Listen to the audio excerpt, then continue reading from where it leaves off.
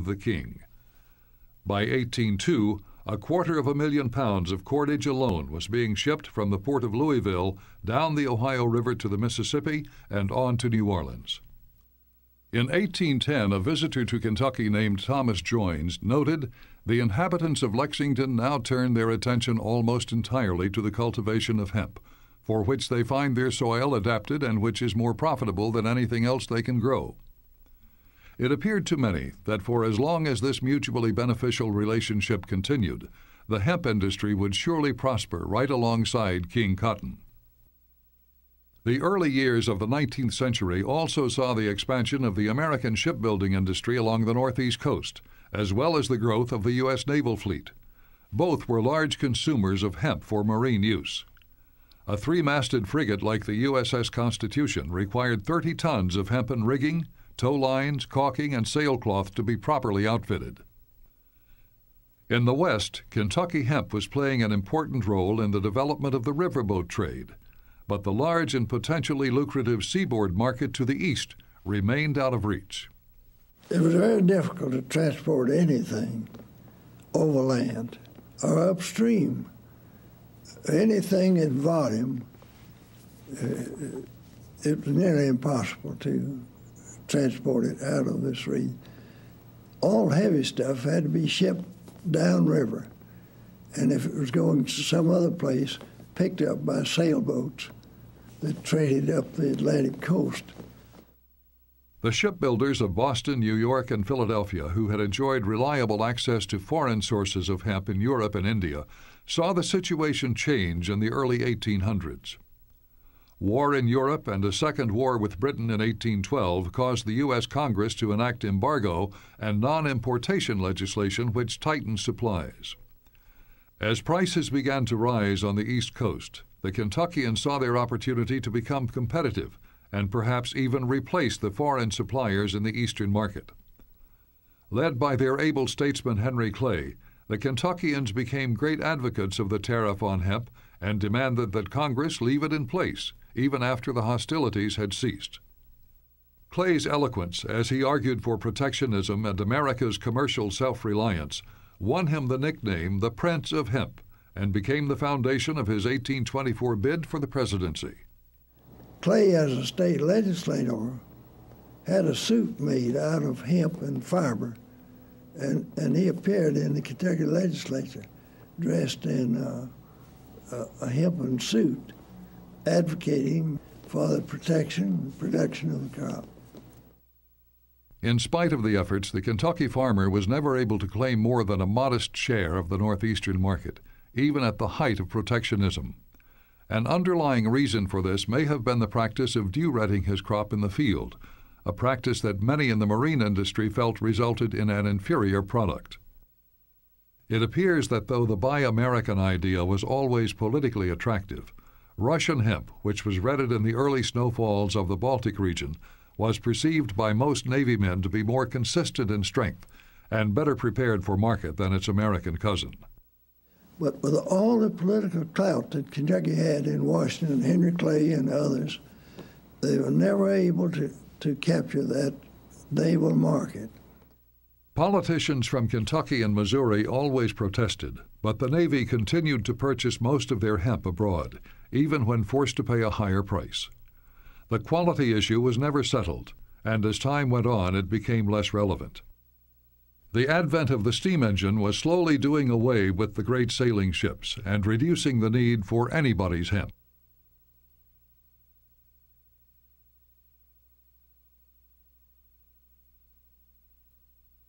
If a golden age of hemp culture ever existed in America, the decades leading up to the Civil War could make the claim.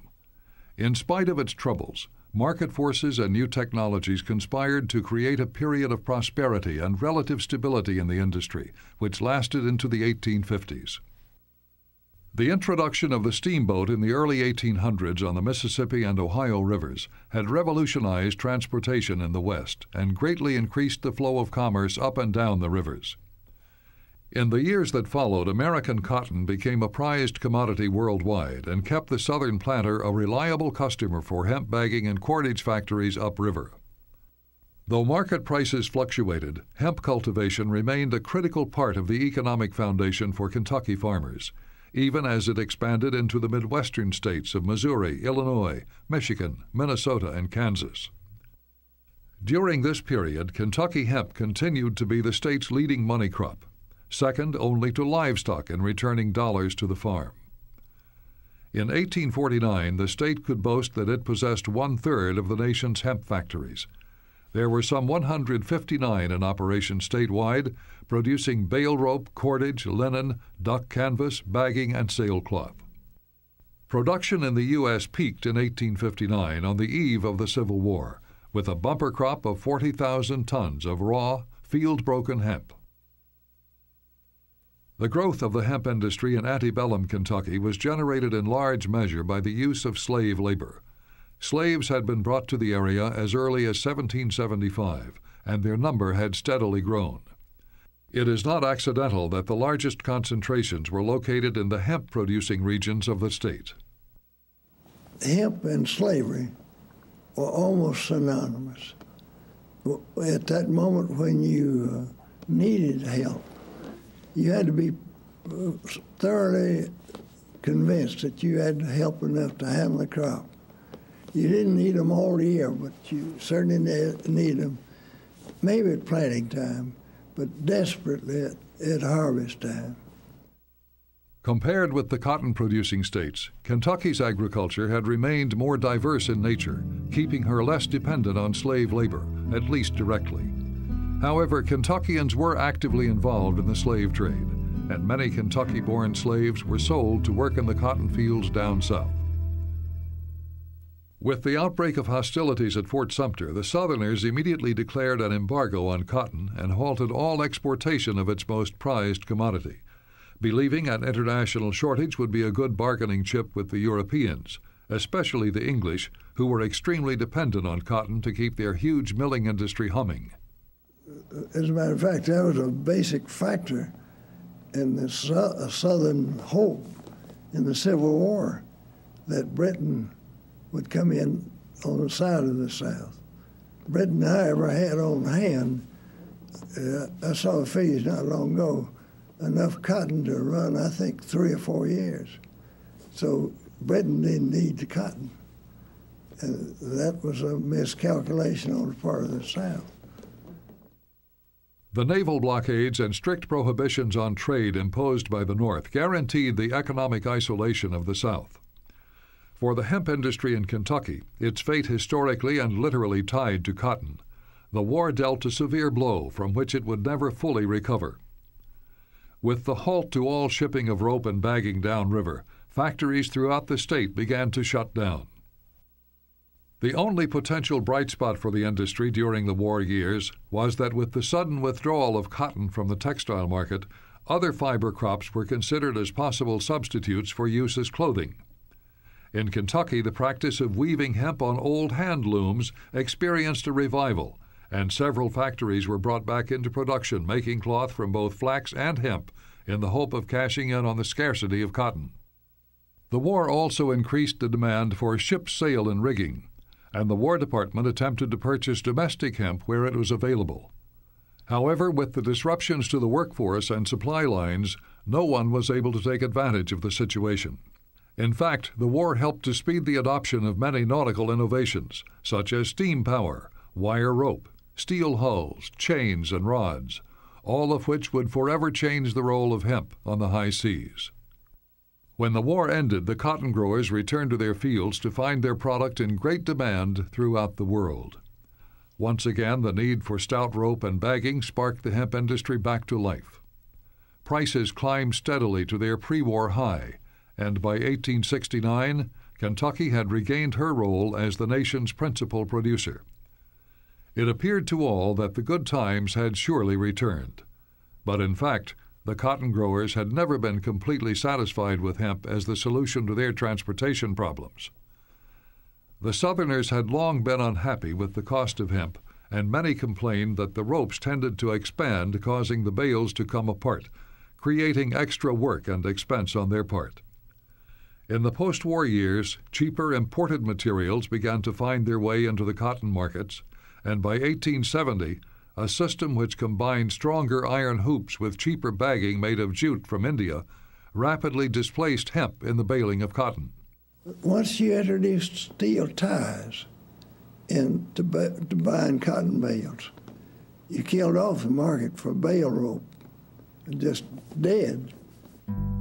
Seemingly overnight, the hemp industry, so dependent on the southern market for its lifeblood, looked as if it were about to vanish from the American landscape. From its peak levels of some 40,000 tons just before the Civil War, U.S. production dropped by 90% to just over 5,000 tons by 1878, with almost the total amount coming from Kentucky. The last decades of the 19th century saw the further retreat of hemp culture in America as the market became dominated by an abundance of cheaper, imported fibers like abaca from the Philippines, sisal from Africa, henequen from Mexico, jute from India, and hemp from Russia and Italy. In 1900, Kentucky's famous novelist James Lane Allen published a poetic remembrance of the industry. In his novel The Reign of Law, subtitled A Tale of the Kentucky Hempfields, he revels in his boyhood days in old Kentucky and laments the fall of the one-time great crop from its place of honor. The Anglo-Saxon farmers had scarce conquered foothold, stronghold, freehold in the western wilderness before they became sowers of hemp. Away back in the days when they lived with wife, child, flock in frontier wooden fortresses and hardly ventured forth for water, salt, game, or tillage, hemp was growing tall and thick near the walls of the fort. Hemp in Kentucky in 1782, early landmark in the history of the soil, of the people, cultivated first for the needs of cabin and clearing solely, for twine and rope, towel and table, sheet and shirt. By and by, not for cabin and clearing only, not for tow-homespun, fur-clad Kentucky alone. To make way for it, a forest the like of which no human eye will ever see again was felled. The roads of Kentucky, those long limestone turnpikes connecting the towns and villages with farms, they were early made necessary by the hauling of hemp. For the sake of it, slaves were perpetually being trained, hired, bartered, lands perpetually rented and sold, fortunes made or lost. What phase of life went unaffected by the pursuit and fascination of it? Thought, care, hope of the farmer oftentimes throughout the entire year. Upon it depending, it may be, the college of his son, the accomplishments of his daughter, the luxuries of his wife, the house he would build, the stock he could own, his own pleasures also, all these depending in large measure upon his hemp, that thickest gold dust of his golden acres.